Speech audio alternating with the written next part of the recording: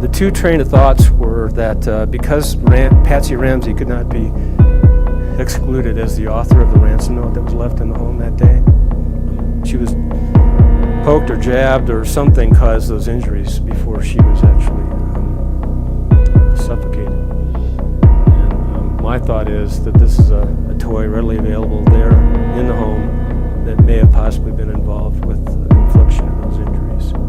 If that's the case. In our last episode, we broke down James Kolar's bold theory, his decision to turn the lens inward toward the Ramsay family. But that shift didn't just change the investigation, it changed everything.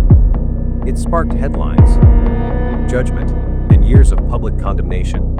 And now, we have to ask, did they really deserve it? A family who lost their daughter, then lost the world's trust. Were they hiding the truth, or just trapped in a storm no one could escape?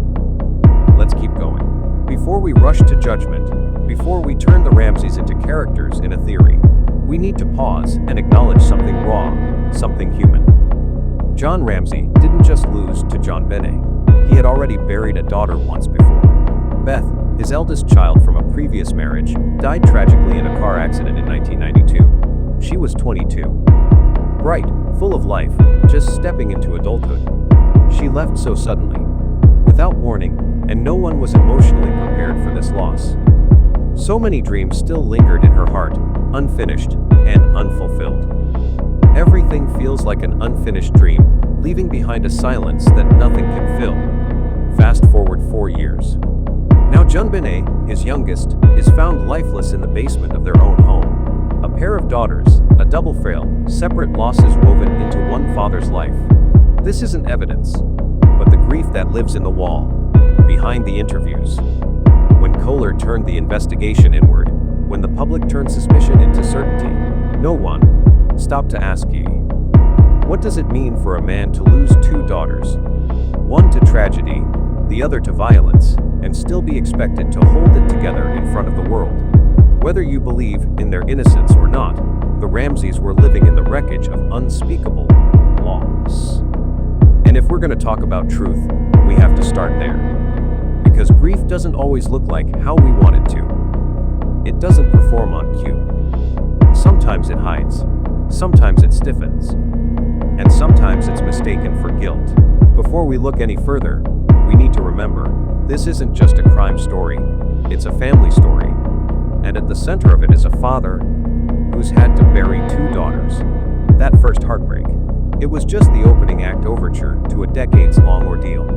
A wound so raw that time, despite all its promises, never managed to close it. But what followed was something even more corrosive than grief is scrutiny. Neither curiosity nor concern, but scrutiny invasive, relentless, and unforgiving. It didn't fade with the years, it sharpened. It took on new life with every headline, every whispered judgment, every sideways glance in the grocery aisle. For John and Patsy Ramsey, their pain was never allowed to breathe in private. It was dissected, reinterpreted, turned into entertainment. Grief didn't come in silence. It came with the blinding glare of flashbulbs, with hosts discussing their lives like soap opera plotlines, with tabloids hungry not for truth, but for a villain. And in that hunt, the Ramsays became less like parents in mourning and more like suspects on parade. Imagine this: your daughter is murdered. You're broken, disoriented, in freefall. And before the funeral flowers even wilt, you're no longer just the grieving parents, you're suspects. Every outfit, every phrase, every expression frozen in time and reinterpreted by strangers. Why is she wearing makeup? Why isn't he crying? Why are they avoiding the press? Why are they talking to the press? There was no right way to grieve, only a million wrong ways to be judged for it. For over 2 decades, the Ramsays lived in a prison without bars, surrounded not by steel, but by accusation, speculation, and stigma. Their home became a symbol, their names shorthand for guilt, and JonBenét, a child, transformed from a person into a headline, and then into a brand. John once said, "Do you understand why it is that so many people still think you are guilty?" I understand that they've been told that by the media for 3 long years. I'm amazed that the whole world doesn't think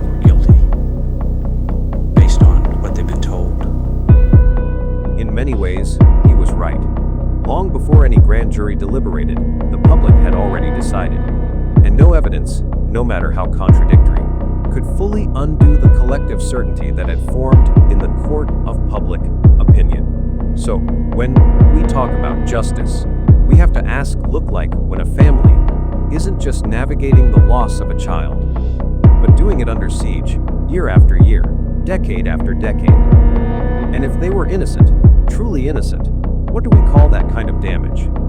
Because if the truth was buried, so were they, beneath a mountain of headlines, doubt, and grief they were never allowed to carry quietly. When you think there's nothing left to lose, grief reaches deeper. Because for John Ramsay, the storm didn't end with JonBenét. A decade later, in 2006, he would face yet another unbearable goodbye, the death of his wife, Patsy.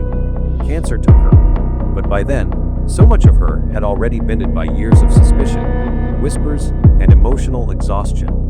She died never having escaped the shadow of that basement, or the weight of the letter she was always tied to, whether fairly or not.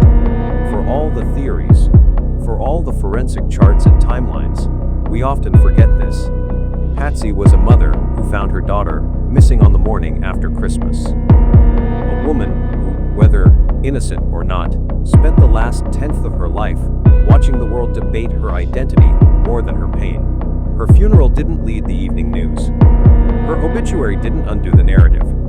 In the public's eyes, she remained a question mark, never fully exonerated, never allowed to just be human. And for John, it meant losing the one person who had lived through it all with him, the one who shared the memories, the mistakes, the unbearable silence between headlines. Grief, for him, didn't arrive in one devastating moment. It accumulated, slowly, persistently, until it had taken everything: his daughters, his wife, his peace. We talk so much about justice for JonBenét, but rarely do we stop to ask what about those left behind? What about the ones who carried the blame, the eyes, the silence, the noise, and still had to wake up every morning and keep breathing? Because when grief becomes your address, truth isn't always the only thing lost. Sometimes, you disappear too. Perhaps the most devastating wounds are the ones no autopsy can reveal. The ones that don't bleed, but bruise silently beneath the surface for years, even decades. Because for John Ramsay, the physical loss of his daughter was only the first fracture. What followed was a slow, relentless unraveling of his inner world, his mind, his trust, and, eventually, his very sense of self. In the months that followed JonBenét's death, John fell into a darkness that few could comprehend. He was prescribed Prozac, not briefly, not casually, but for nearly 2 years. Not to function better, but to survive emotionally. In one sworn statement, he admitted that the tragedy had shattered his ability to believe in people. Everyone became a suspect. Everyone is a threat. The warmth of neighbors, the bonds of friendship, all dissolved into paranoia and quiet despair. Imagine that the man who once built tech companies and provided for a shining family now couldn't even look across a dinner table without wondering who might still be judging him. And then there was Burke, a child who was supposed to be protected, shielded. But instead, he became a character in a nightmare the world wouldn't let go of. Just 9 years old, thrust into the heart of public suspicion, whispered about in tabloid headlines, memified in internet forums, dissected by grown adults who had never met him. The theory that he accidentally killed his sister, no matter how unproven, stuck like glue. And for John, that wasn't just cruel, it was soul-crushing.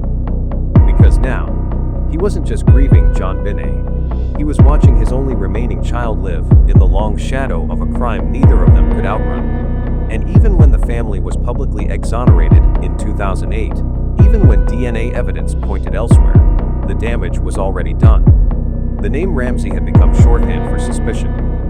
The real killer had not been found. John has said repeatedly that he feels betrayed by the justice system, that the investigation failed not just his daughter, but his entire family. And honestly, it's hard to argue with him. He once said that the whole experience left him feeling nauseated, not just because of the media, not just because of the investigators, but because of how quickly people he loved turned on him. Friends like Fleet and Priscilla White, once trusted allies, began to drift, to pull away, to whisper. The polite phone calls stopped. The invitations vanished. and slowly, his community became a gallery of cold shoulders and cautious glances. Not only had he lost JonBenét, he had lost faith in the people around him. So when we talk about the toll of this case, it's not just about what happened in that basement. It's about what happened in John Ramsay's mind, and in the heart of a father who was left behind to carry the weight of grief, guilt, and a world that seemed determined to watch him collapse. And maybe the most painful truth, he didn't collapse in public, he collapsed in silence. For all the grief, the suspicion, the collapse of public trust, the Ramsays didn't retreat into silence. In those early, chaotic months, while still reeling from the unimaginable loss of their daughter, and facing a tidal wave of blame, they made a choice to fight back, to reclaim the narrative, to chase justice in their own way, even as the official investigation seemed to stall. Just 4 months after JonBenét's death, on April 27, 1997, the family announced a $100,000 reward for information leading to the arrest of the perpetrator. It wasn't just a press release, it was a plea, a desperate attempt to push the public eye back outward, away from their home, and toward the possibility that someone else had been responsible all along. But that wasn't all. They hired private investigators, like Ollie Gray, to independently pursue leads the police seemed to ignore. Gray, at one point, zeroed in on Michael Helgoff, a local man with a disturbing background and alleged connections to violence. Yet despite the speculation, no hard evidence tied Helgoff, or any outsider, to the crime. Still, the Ramsays kept pushing, trying to fill the void they felt law enforcement had left behind. And then came the media. A double-edged sword they couldn't afford to avoid. On May 2, 1997, John and Patsy Ramsey appeared on 9NEWS, raw and visibly wounded, to plead with the public for help. They looked directly into the camera, not as suspects, but as parents. Parents who had already buried their child and were now watching their reputations be slowly dismantled in real time. Their message was clear: we didn't do this. Help us find who did. But for many, the damage had already taken root. One of the earliest and most persistent criticisms was their refusal to sit for police interviews in the weeks after the crime. To the public, it looked evasive. To the Ramsays, it was self-preservation. Their attorneys feared that detectives, under pressure, under media glare, were more interested in closing the case than solving it. And so, what might have been an opportunity for clarity instead became a symbol of suspicion. Still, the Ramsays didn't fold. In the years that followed, they shifted from defense to offense through the courts. Backed by high-powered attorney L. Lynn Wood, they filed defamation suits against multiple media outlets, including St. Martin's Press, Time Inc., and the New York Post. These weren't just about money. They were about reputation, about drawing a line between grief and guilt. And in one pivotal decision, Judge Julie Carnes, in a civil case, wrote that there was clear evidence to support the possibility of an intruder, effectively stating that public claims of guilt were, at best, premature. It wasn't vindication. It wasn't closure. But it was a sliver of light in a tunnel the Ramsays had walked alone for far too long. Because even if you believe James Kolar's theory, even if you believe the truth may lie closer to home, you cannot deny this: the Ramsays fought to be heard. Whether to protect a son, to salvage a name, or to genuinely seek justice, they did not disappear. And maybe that too is part of the complexity. In the absence of clear answers, all we're left with are actions.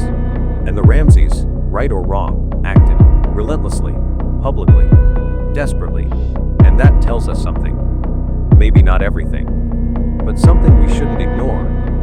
The only remaining child lived in the long shadow of a crime neither of them could outrun. And even when the family was publicly exonerated in 2008, even when DNA evidence pointed elsewhere, the damage was already done. The name Ramsay had become shorthand for suspicion.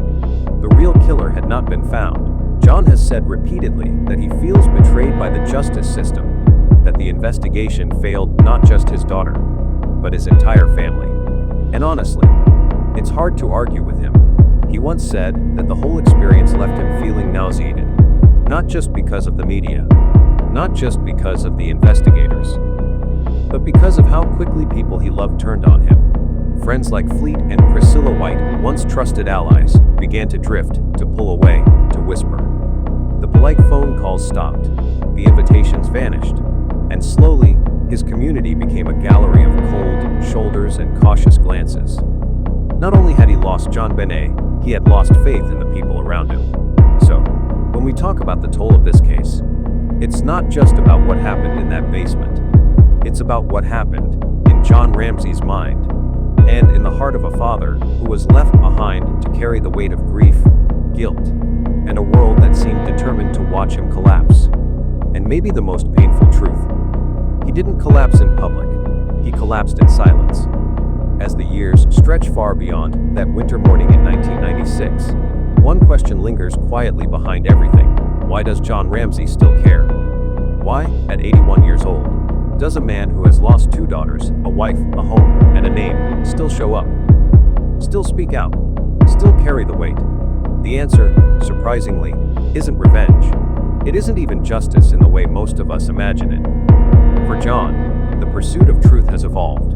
It's no longer about what he can recover, but what he can protect. In one interview, his words were stripped of anger, almost surrendered. Finding the killer won't change my life. I've already lost JonBenét, and nothing will bring her back. But then he added something more honest, more purposeful. I want to clear this cloud of suspicion, so my family can finally be free. Because this isn't just about closure. It's about legacy. It's about Burke. It's about the grandchildren who didn't grow up knowing JonBenét, but have had to live with her name anyway.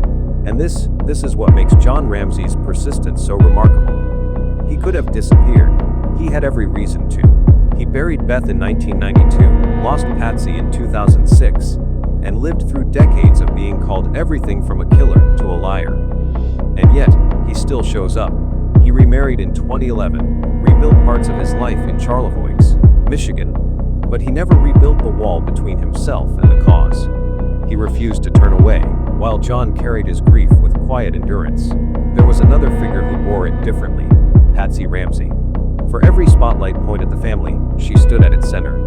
The grieving mother, the former pageant queen, the woman whose composure was either seen as grace or guilt. But beneath the headlines and the endless speculation was a mother drowning in sorrow. Because for Patsy, this wasn't just the loss of a daughter. It was the unraveling of everything she believed she had built.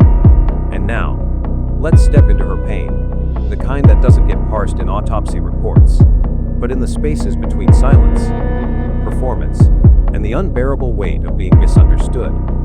So we arrive at the mother, Patsy. The woman, so often reduced to headlines and theories, and yet behind it all, simply a mother who woke up one morning to find her world shattered in ways no one could have prepared her for. It was Patsy who first saw the note on the stairs. Not a bloodstain, not a scream, just a letter, long, rambling, theatrical, and in that moment, everything changed. Christmas morning became a crime scene. The joy of family became a lifetime of questions. But the true rupture came later, when John descended into the basement and returned with their daughter's lifeless body. And from that instant forward, Patsy was never the same. JonBenét wasn't only her child, but also she was her pride. The pageants, the costumes, the hours spent rehearsing and dressing and beaming with pride. Those weren't vanity. They were connected.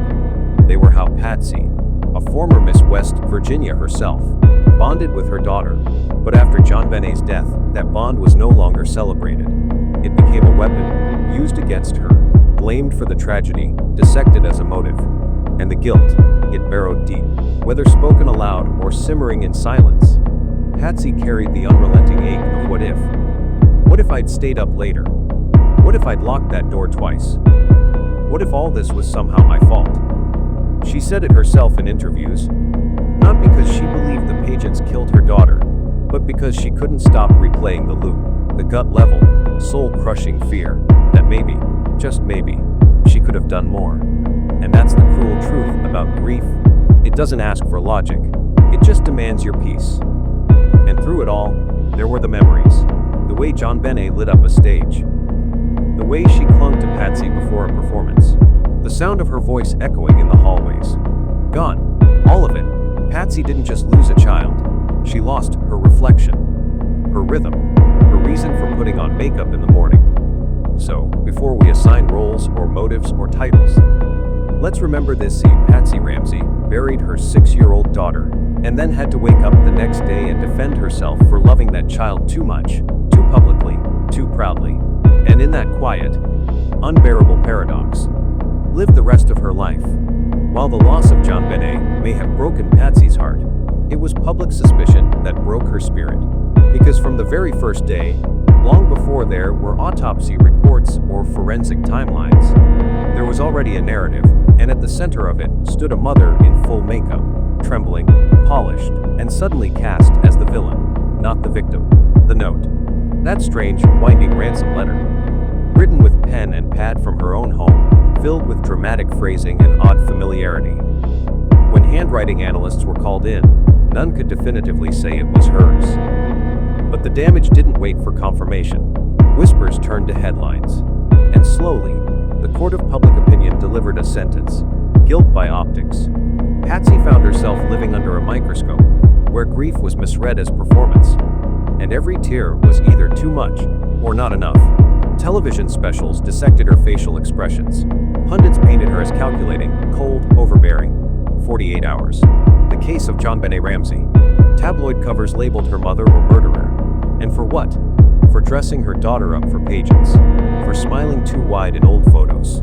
For calling 911 and then not falling apart the way the public demanded. But it didn't stop with the media. The betrayal came closer to home. In Boulder, a place that once offered her Christmas cards and casseroles, the doors began to close. Friends, like Fleet and Priscilla White, once inside the Ramsey circle, turned cold, even suspicious. Rumors replaced sympathy. Invitations vanished. Trust evaporated. And soon, Patsy wasn't just mourning her daughter, she was mourning the life she used to know. The family moved to Atlanta in 1997. A new city, a new start. But not even distance could muffle the echo. The whispers followed. The stares followed. Patsy would later describe the feeling as being publicly humiliated without a trial, branded by people who had never spoken to her, but were certain of who she was. And here's the thing, she was never arrested, never charged. No concrete evidence ever tied her to JonBenét's death, and yet she lived, and eventually died, with the weight of guilt she never had the chance to disprove. So when we talk about Patsy Ramsey, we're not just talking about a suspect in a mystery. We're talking about a woman buried in grief, while the world watched, and called it theater. The avalanche of suspicion, and the collapse of her public image weren't already unbearable. Patsy Ramsey was fighting another war long before the world ever pointed a finger at her. In 1993, 3 years before JonBenét's death, Patsy was diagnosed with stage 4 ovarian cancer, a brutal illness that doesn't negotiate. She underwent intense chemotherapy, invasive procedures, and lived with the daily weight of mortality. At times, she fought through it with optimism. Other times, she clung to hope simply because she had children to raise. But then 1996 came, and with it, the unthinkable. And suddenly, she wasn't just a cancer patient. She was a mother accused of killing her own child. In a life that was already defined by survival, the public suspicion became its own kind of poison. John Ramsay would later say he believed the stress, the trauma, and the relentless accusations were not just painful, they were physically devastating. The human body, already weakened by disease, doesn't respond well to chronic emotional assault. And for Patsy, the courtroom battles, the interviews, the lawsuits, the cruel headlines, they didn't just wear her down emotionally. They eroded what little strength she had left. There were brief periods of remission, times when she seemed to be pushing through. But those windows grew smaller. The return of the illness was quiet at first, and then final. On June 24, 2006, at just 49 years old, Patsy Ramsey died in her father's arms. Not in a hospital, not surrounded by paparazzi, just quietly, just gone, and the world barely paused. After years of fighting cancer, grief, and suspicion, but never once did she hear the words she had likely longed for more than anything else: "You are innocent." Think about that. She wasn't just buried beside her daughter, she was buried beneath doubt. For nearly a decade, Patsy had lived under a cloud so thick, so persistent, it didn't just follow her, it defined her. She fought to preserve her family's image, to defend herself on national television, to stand composed under fire. But none of it was ever enough. In the eyes of millions, she remained the mother who knew something. The woman might have written the note. The pageant mom with too much poise and too little emotion. She didn't get the comfort of hearing her name publicly cleared. That wouldn't come until 2 years later, when DA Mary Lacey formally exonerated the Ramsey family based on touch DNA findings. But by then, Patsy was no longer here to hear it. No longer alive to look the world in the face and say, "I told you." She died carrying the full weight of judgment, a judgment that was never proven, never fair, and never, in the end, lifted in time for her to feel the release. And that's the kind of heartbreak that goes beyond science, beyond theories. Because no matter what side you fall on, whether you believe she was involved, or that she was a mother destroyed by tragedy, you cannot deny the cruelty of dying before your truth is heard. Patsy Ramsey's death wasn't just the end of a life. It was the closing of a voice that had spent years trying to explain, to defend, to survive. And when that voice finally fell silent, the world still hadn't listened. Even as the world whispered judgment and cancer drained her strength, Patsy Ramsey did not disappear into silence. No, she fought back, not with anger, not with vengeance, but with the unwavering resolve of a mother who refused to let her daughter's story, or her own, be hijacked by half-truths. From the earliest days of suspicion, Patsy didn't retreat into hiding. Alongside John, she stepped into the spotlight, a place many would have run from, participating in national interviews, including the now famous 1997 appearance on 9NEWS. At that moment, she didn't speak like a suspect. She spoke like a grieving mother, exhausted, wounded, frustrated, not just by the death of her daughter, but by a system that seemed more interested in pinning blame than finding truth. You could hear it in her voice, that quiet fury at being doubted when all she wanted was justice. But words weren't enough, so she took action. Patsy stood behind legal battles that challenged media giants for defamation. While critics dismissed it as self-preservation, those close to her knew it wasn't about ego. It was about reclaiming something much more fragile, her family's name. And she did all this while battling a disease that, on most days, would have made it difficult to even get out of bed. Then came her most personal act of resistance, the book. In 2000, Patsy and John released The Death of Innocence. It wasn't just a narrative, it was a counterattack. A carefully constructed, emotionally raw account of what it felt like to lose a child and be painted as the villain. Every page was a cry for understanding, a mother's attempt to tell the world, "You didn't know her like I did. You didn't see what was taken from me." It wasn't about winning over everyone. It was about leaving behind something honest. Something her daughter could be remembered by, without the tabloid noise. But beyond courtrooms and cameras, there was something more intimate holding Patsy together, faith, deep, complicated, shaken, but never quite shattered. Her belief in God gave her just enough light to keep walking through the darkest years. Prayer became refuge. But even that relationship wasn't untouched. She admitted to questioning her faith, wondering why a loving God would allow such horror. Still, she never turned away completely. In her final interviews, you can sense it, a kind of surrender, not to guilt, but to grace. A quiet hope that justice, if not on earth, would be delivered in eternity. So, when we look back at Patsy Ramsey, let's not just see a headline. Let's see a woman at war on 3 fronts: grief, illness, and public condemnation. Despite all that, she kept showing up. For JonBenét, for her truth. In the end, maybe even for those who never believed her. But not all wounds bleed. Some ache in quietly eroding the spirit long after the headlines fade. For Patsy Ramsey, the murder of JonBenét wasn't just the loss of a daughter. It was the unraveling of her world, thread by thread.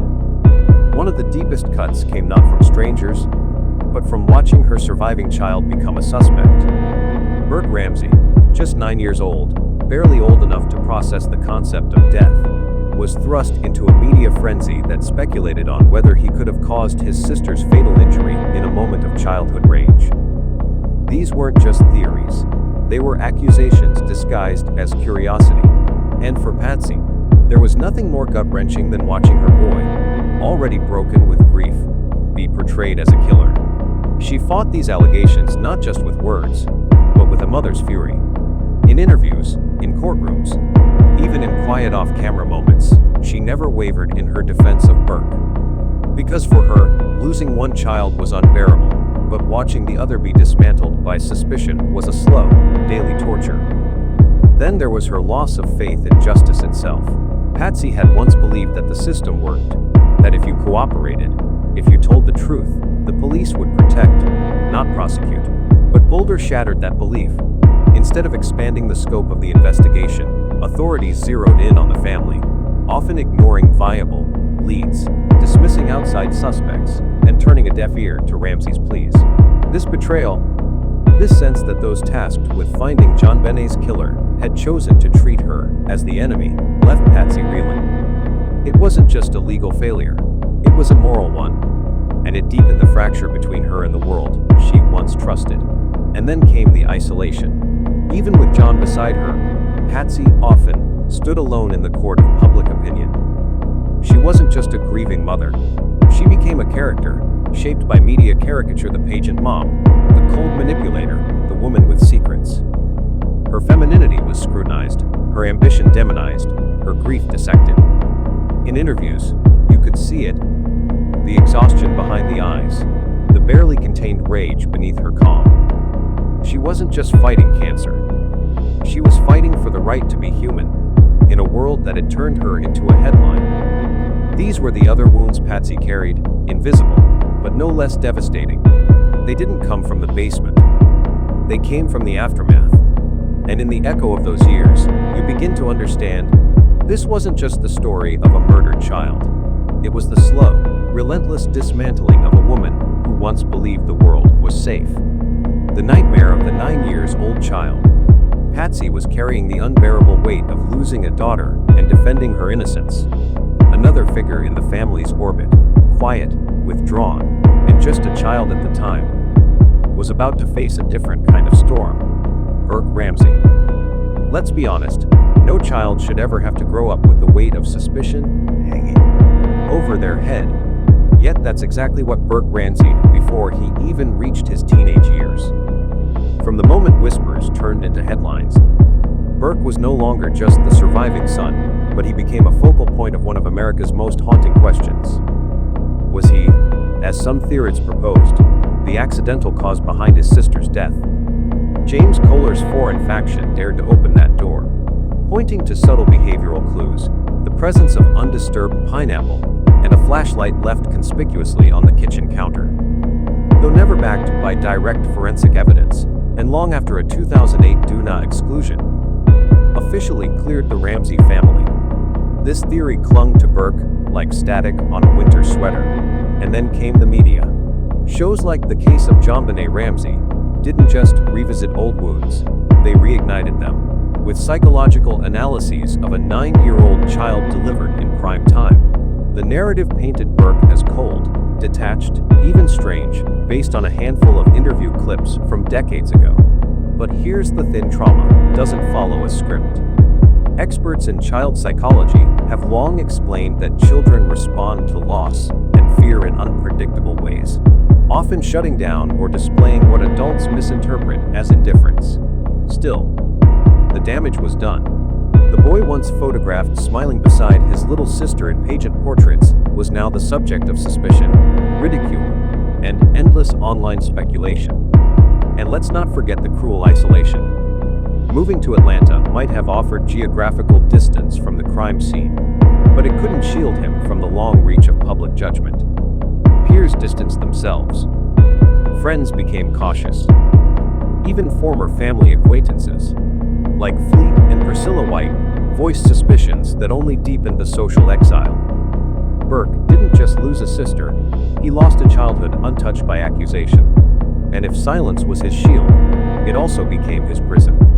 If we strip away the headlines, the lawsuits, and the televised interviews, one question remains chillingly clear: who among the Ramseys carried the heaviest weight of suspicion in the court of public opinion?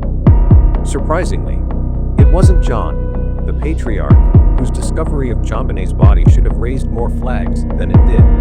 Nor was it Patsy, despite the ransom note written on her own notepad with a pen from her kitchen, in handwriting that some experts deemed eerily similar to hers.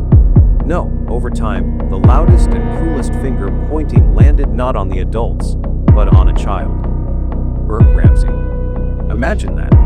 Imagine being 9 years old, having just lost your baby sister in a horrifying way, only to find yourself quietly, then publicly, accused of being the one responsible.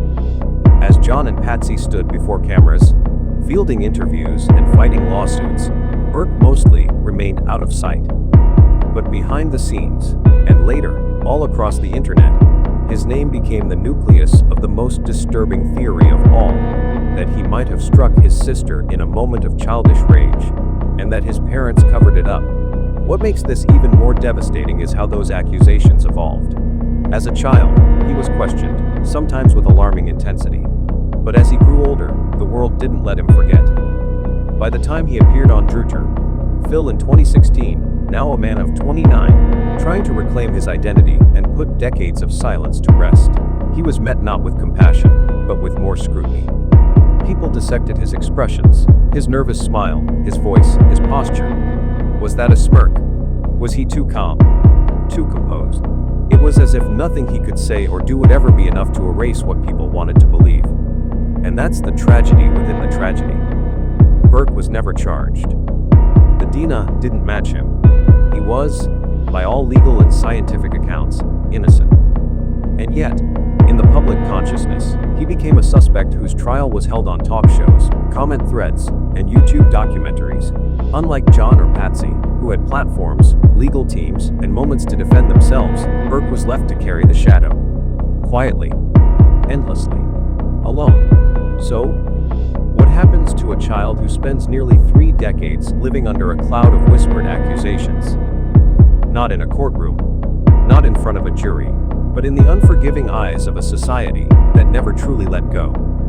From the very start, Burke Ramsey's life was anything but ordinary. At 9 years old, he lost his little sister in the most horrific way imaginable. And instead of being wrapped in support, he was enveloped in suspicion. His days were no longer about school, play, or growing up. They became about surviving a trauma he barely understood. And even more hauntingly, surviving the weight of being treated like a suspect before he was even old enough to spell the word. The psychological toll of that can't be overstated. Experts in child development have long warned about the long-term effects of early trauma, and Burke's case reads like a textbook example. Post-traumatic stress disorder, or PTSD, isn't just about nightmares or flashbacks. It's about the way a child begins to see the world. For Burke, every whisper in the hallway, every headline he wasn't supposed to read, every adult who looked just a second too long, it all built a worldview defined by fear, anxiety, and isolation. Burke Ramsey stepped into adulthood. He did so not as a man free to shape his future, but as someone cautiously tiptoeing through a minefield of judgment laid decades prior. While most people his age were navigating careers and relationships, Burke was navigating something far more delicate: how to exist in a world that never truly stopped questioning him. He chose silence, not as an admission, but as survival. A quiet career in software engineering, a life away from the spotlight, minimal public engagement. It wasn't just privacy he was seeking, it was protection. Protection from a narrative that had already consumed too much of his childhood. But even that wasn't enough to keep him untouched. When he finally spoke publicly in 2016, in an interview with Drudger Phil, it wasn't to confess, clarify, or provoke. It was to reclaim, however briefly, the story of his own life. And yet, the backlash was swift. The internet dissected his every gesture, every blink, every smile. That smile, awkward, at times unsettling, became its own scandal. But mental health experts offered a different lens. What if that wasn't a smirk of indifference, but a shield? A learned response from someone who had spent years bracing for impact. For those who have endured childhood trauma, especially trauma magnified by public scrutiny, emotional detachment can be less a choice and more a necessity. Burke wasn't just answering questions, he was performing calm in a world that refused to see him as anything but suspicious. The long-term effects, likely as complex as the case itself. Chronic anxiety, difficulty trusting others, an unshakable sense of being watched, judged, misunderstood. Burke once said he didn't want his life to be defined by the death of his sister. But when the echoes of that December morning are still louder than anything he says or does, how could it not be? This wasn't just a childhood stolen. It was an identity forged under pressure, hardened by accusation, and tempered by years of silence. Burke Ramsey didn't grow up with freedom. He grew up learning how to live with ghosts. And maybe the hardest part is that some of those ghosts are still alive in the minds of strangers he's never even met. If John Ramsay bore the weight of losing his image as a steady father, and Patsy carried the grief of being misunderstood until her dying breath, then Burke's suffering took on a more insidious form, one of silent erosion. A slow, unchosen unraveling of self. Losing JonBenét wasn't just the loss of a little sister. It was the loss of the last piece of a once whole family. Then came the death of Patsy, his mother, his defender, lost to ovarian cancer just as he was stepping into adulthood. Burke was left to face a world that had looked at him with suspicion since he was 9 years old. His pain wasn't just about grief, it was about being denied the chance to grow up in trust, to live a life unmarred by constant doubt. What made it worse was that those wounds never had the chance to close. They were kept raw by endless, speculative theories. Figures like James Kolar, along with documentaries such as the case of JonBenét Ramsey, subtly painted Burke as the possible cause of the tragedy. These narratives hand him an invisible indictment. Instead of being seen as a grieving brother or a collateral victim, Burke became a potential suspect. A role no child should be forced to play. A bowl of pineapple, a flashlight, a facial expression, tiny details were twisted into grotesque symbols of guilt, turning his very childhood into a courtroom exhibit. When you don't have a childhood, when every interaction is clouded by suspicion, how do you grow up? Burke's only option was to disappear, not out of fear, but for survival. Even when he tried to reclaim his voice in the 2016 Dreacher Phil interview, the world didn't listen with compassion. Instead, it dissected his forced smile, his guarded demeanor, using them not as signs of trauma, but as fuel for condemnation. Perhaps the most tragic part of Burke's story isn't what he lost, but what he never got to keep. A normal life, a true childhood. The fundamental right to exist without being constantly interpreted through the lens of an unsolved murder. And in the long echo of a decades-old case, Burke remains the only one still alive, but never truly allowed to live. What happens to a child who grows up under a 30-year cloud of suspicion? The answer is not simple grief. It is identity erosion, a silent reshaping of self. For Burke Ramsey, the damage was not only public, but profoundly personal.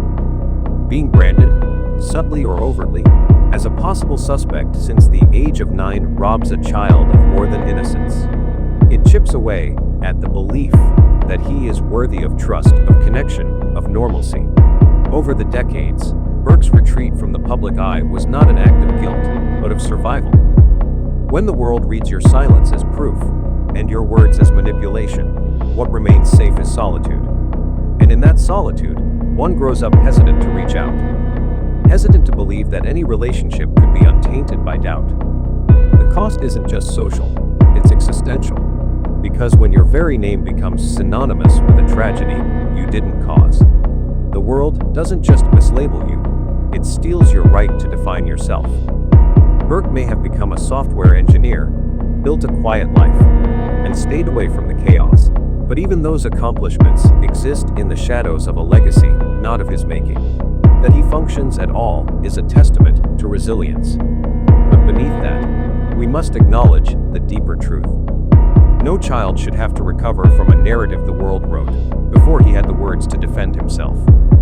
In the tragic orbit of JonBenét Ramsey's death, few names carry the quiet burden Burke does.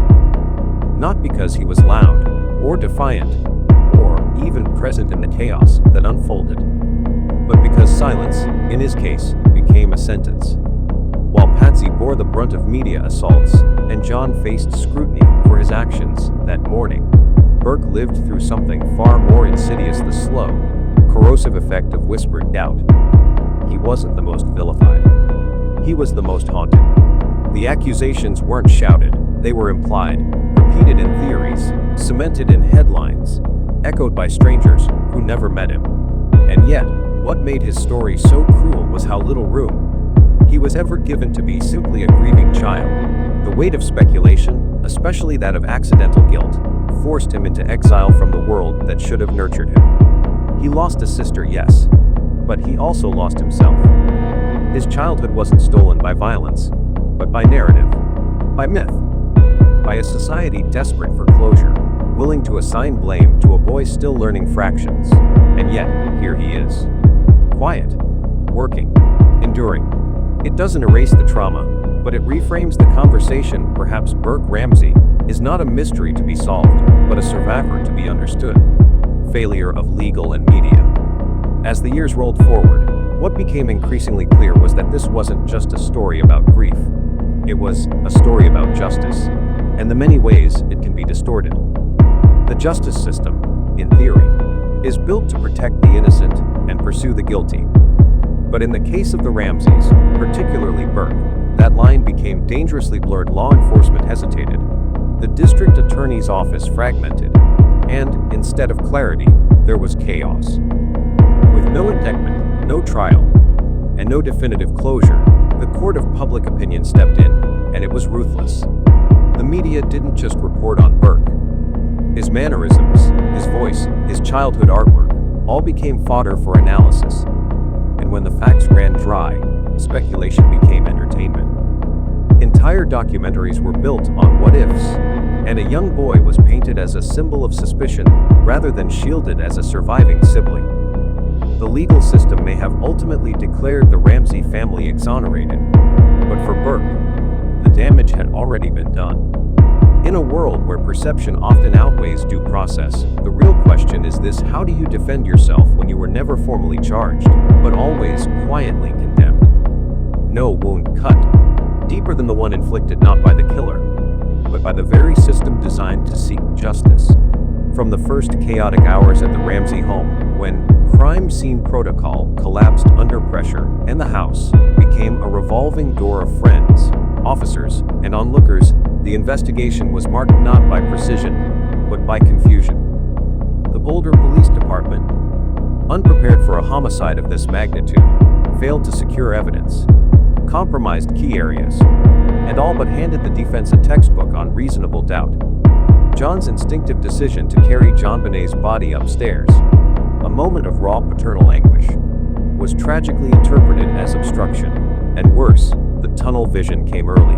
Instead of casting a wide net, investigators focused inward, zeroing in on Patsy, John, and even 9-year-old Burke. Suspicion became a script, and every move the Ramseys made was filtered through a lens of presumed guilt. Outside suspects, like Michael Helgoth, were barely pursued, while groundbreaking advances in DNA analysis sat unused for years.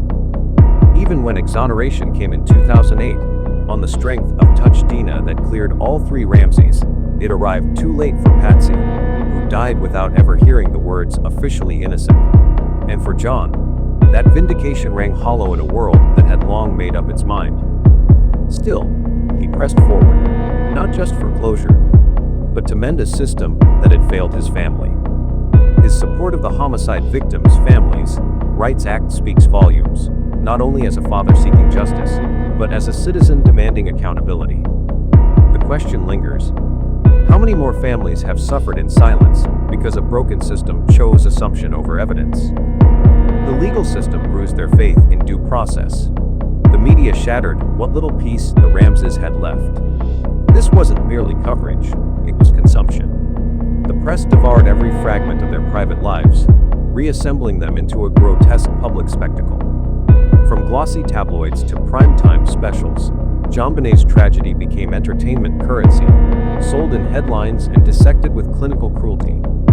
Patsy, a grieving mother battling terminal cancer, was reframed as a pageant-obsessed matriarch hungry for fame. John, instead of being seen as a father searching for truth, became the subject of salacious whispers and unfounded rumors. But perhaps no one bore the weight of this distortion more than Burke. At just 9 years old, he was labeled emotionally distant, his childhood interviews replayed and reinterpreted with chilling speculation. Television networks, like CB's, through specials such as The Case of JonBenét Ramsay, fed a narrative that was as popular as it was perilous, one where guilt was inferred not through proof, but performance. Polls reflected the damage. Over half the country believed the family was involved. That's not journalism, that's sentencing by story. The ransom note became a Rorschach test, its language, length, and penmanship torn apart nightly by talking heads, often leading back to Patsy. Even the simplest domestic detail, a bowl of pineapple, was weaponized into theory. Its symbolism warped to suggest a child's fatal impulse and a mother's desperate cover-up.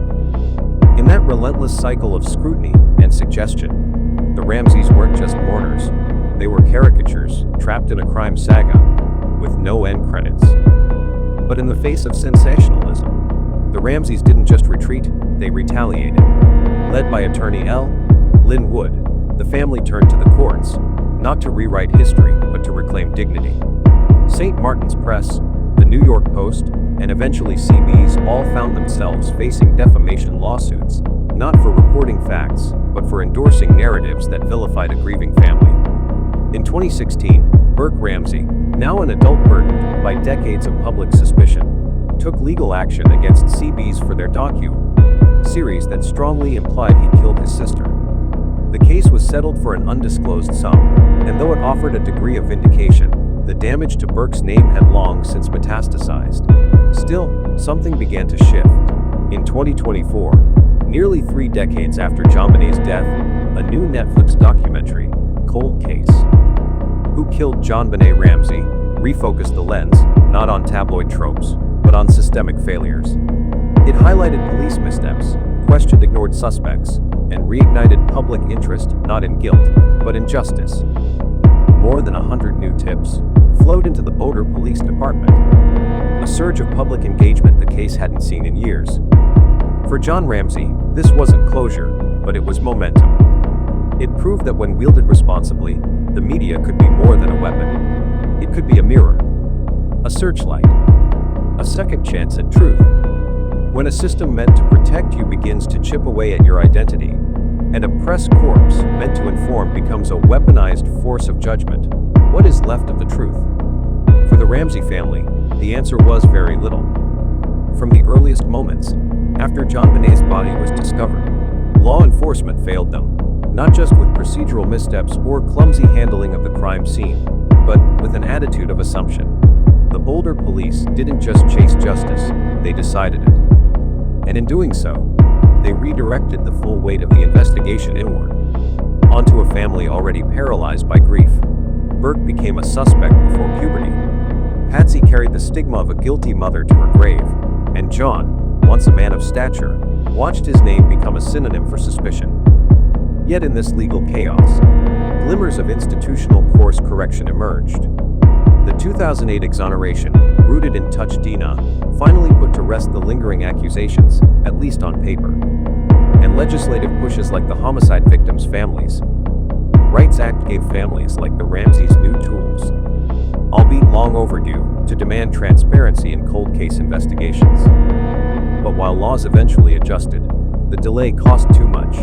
They couldn't resurrect Patsy. They couldn't restore Burke's stolen childhood. And they certainly couldn't repair the cracks in public trust carved deep over decades. Then there was the media, a double-edged blade, slicing both ways. On one hand, it fed a frenzy. Headlines weren't cautious, they were damning. Interviews weren't fair, they were theater. Patsy became the obsessive pageant mom, John the elusive executive, and Burke the eerie boy in the shadows. Every nuance of their lives was parsed and twisted, painting the Ramsays not as victims, but as characters in a dark narrative the world couldn't stop watching. But not all broadcasts were built on drama. In time, documentaries like Cold Case, Who Killed JonBenét Ramsay chose to illuminate, not ignite. They peeled back years of distortion, recentered the conversation on forensic truth, and sparked a wave of new leads. Proof that journalism, when guided by integrity, can be a force of reckoning instead of ruin. Still, for the Ramseys, these small victories arrive far too late. Legal corrections cannot rewind time. Redeeming headlines cannot silence decades of whisper campaigns. In the battle between law and media, it wasn't justice or truth that won. It was trauma that lingered. And through it all, the Ramseys were left not only to grieve, but to survive the aftermath of being judged before ever being heard. There are moments when a family's private tragedy is no longer their own. It is claimed by headlines, dissected by press rooms, and scrutinized by the very institutions designed to protect them. For the Ramseys, this wasn't just an invasion of grief, it was a prolonged siege. The law and the media, two pillars of a civilized society, converged not as guardians of truth, but as relentless forces that amplified suspicion, eclipsed empathy, and redrew the contours of their lives in ink and allegation. What happened in Boulder wasn't just investigative error, it was a collapse of objectivity. From the first hours, police procedures unraveled, evidence was compromised. Key decisions were guided by gut instinct rather than forensic rigor. And the working theory, that someone inside the house was responsible, hardened long before facts could breathe. That theory became the lens through which everything was filtered. And when the law falters, the media does not wait. It pounces. Patsy wasn't mourned as a grieving mother. She was portrayed as manipulative, attention-seeking, complicit. Burke wasn't protected as a child survivor of unimaginable trauma. He was cast as the eerie brother. John wasn't a father shattered by loss. He was painted as calculating and evasive. This wasn't just narrative framing, it was character assassination disguised as curiosity. It wasn't the search for truth, it was the hunger for closure, even if that meant assigning guilt without trial. But what makes this dual impact so tragic is the distortion of timing. Legal vindication, when it came in 2008, arrived too late for Patsy. Her name cleared only after cancer claimed her. And while Netflix's 2024 documentary sparked renewed public interest and fresh leads, it's dimmed by decades of damage. These late turns toward justice, though vital, are shadowed by the lives already altered beyond repair. You see, the media can build or destroy. Law can protect or persecute. And when both move hastily, without pause for empathy or space for nuance, the result isn't just misjudgment, it is psychological erosion. Burke may never shed the weight of innuendo. John may never fully restore the dignity stripped from his family. Together, they are left to navigate a life forever shaped, not just by the death of JonBenét, but by the voices that decided what her death meant before anyone truly knew. And as we close this long, fraught journey, not with a conclusion but with a necessary pause, perhaps what remains is not answers, but understanding. Understanding that there are tragedies that cannot be contained in evidence, records, or words.